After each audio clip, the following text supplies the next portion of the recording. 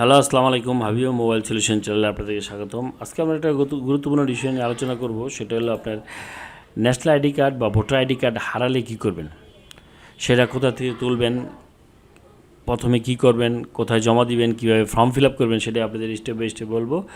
তো চলুন শুরু করা যাক। অ্যাট ফার্স্ট আপনি ন্যাশনাল আইডি কার্ড বা ভোটার আইডি কার্ড হারালে সর্বপ্রথম আপনাকে জিটি করতে হবে। তো জিটি কীভাবে করবেন সেটা আমার ওই যে উপরে দেখতে পাচ্ছেন যে জিটি কীভাবে করতে হয় সেটা আমি উপরে দিয়ে দিয়েছি এবং ভিডিও ডিসক্রিপশন ভিডিও লিঙ্ক দেওয়া আছে, ওখান থেকে দেখে আপনারা জিটি করে নেবেন। তারপরে আসি হলো আপনার ফর্ম ফিল আপ করতে হবে। ফর্মটা এই যে দেখতে পাচ্ছেন আমার হারানো বা নষ্ট হওয়ার কারণে জাতীয় পরিচয়পত্র প্রাপ্তির জন্য আবেদন ফর্ম, এই হলো ফর্মটা আপনি ফিল আপ করতে হবে। ফিল আপ করতে হলে এখানে দেখেন দুইটা অপশন আছে, সাধারণ এবং জরুরি এবং সাধারণ দুইটা অপশন আছে। তো সাধারণের জন্য হলো মেবি 15 দিন বা জরুরি হলো 7 দিন, ঠিক আছে। তো তো সর্বপ্রথম আপনাকে এখানে আপনার নাম লিখতে হবে, ন্যাশনাল আইডি কার্ড যেরকম আছে সেই নামটা এখানে লিখতে হবে।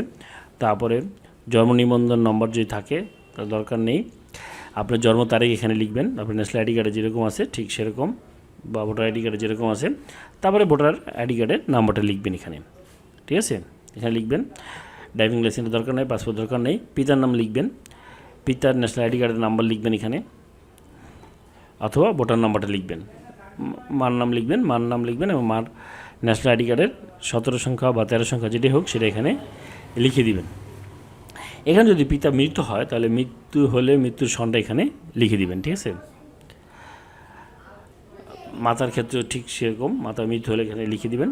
আচ্ছা, এবার যদি আপনার স্ত্রী থাকে বা আপনি যদি স্বামী থাকে তাহলে স্বামীর ভোটার আইডি কার্ডের নাম্বার এখানে লিখে দিবেন। আচ্ছা, এবার আসি হলো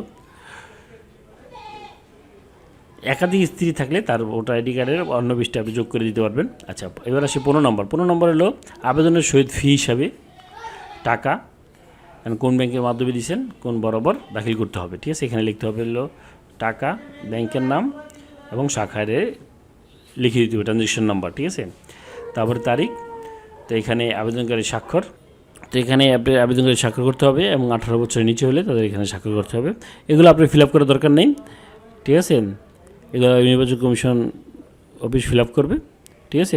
দেন আপনি এটা কোথায় জমা দিবেন, এখন কত টাকা ফি জমা দিবেন আর কি, ঠিক আছে। ফি এর ব্যাপারে আসি। তো ফিটা এই যে আপনি দেখেন এখানে, আচ্ছা এই যে দেখেন আপনার জাতীয় পরিচয়পত্র ফি নির্ধারণ করা হয়েছে 2015 সালে।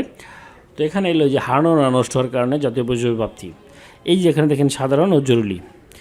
সাধারণ হলো 30 দিন আর জরুরি হলো 7 কর্মদিবস। তো প্রথমবার আবেদনের ক্ষেত্রে হলো 200 টাকা সাধারণ, আর জরুরি হইতেছে 300 টাকা।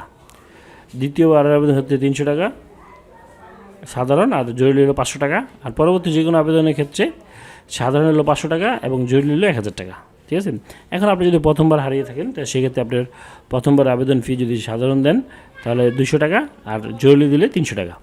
এটা আপনি কীভাবে পেমেন্ট করবেন সেটা আপনি আপনার যে কোনো সোনালী ব্যাংকে যেগুলো করতে পারেন, এবং রকেটের মাধ্যমে কীভাবে দিবেন সেটা আমার ভিডিও ডিসক্রিপশন লিঙ্কে দেওয়া আছে ভিডিও, ওখান থেকে আপনারা ভিডিও দেখে নেবেন কীভাবে রকেটের মাধ্যমে আপনি নির্বাচন কমিশন বা জাতীয় পরিচয়পত্র বা ভোটার আইডি কার্ডের ফি জমা দিবেন, ঠিক আছে। সেটা আমার ভিডিও ডিসক্রিপশন লিঙ্কে দেওয়া আছে, সেখান থেকে দেখে নেবেন।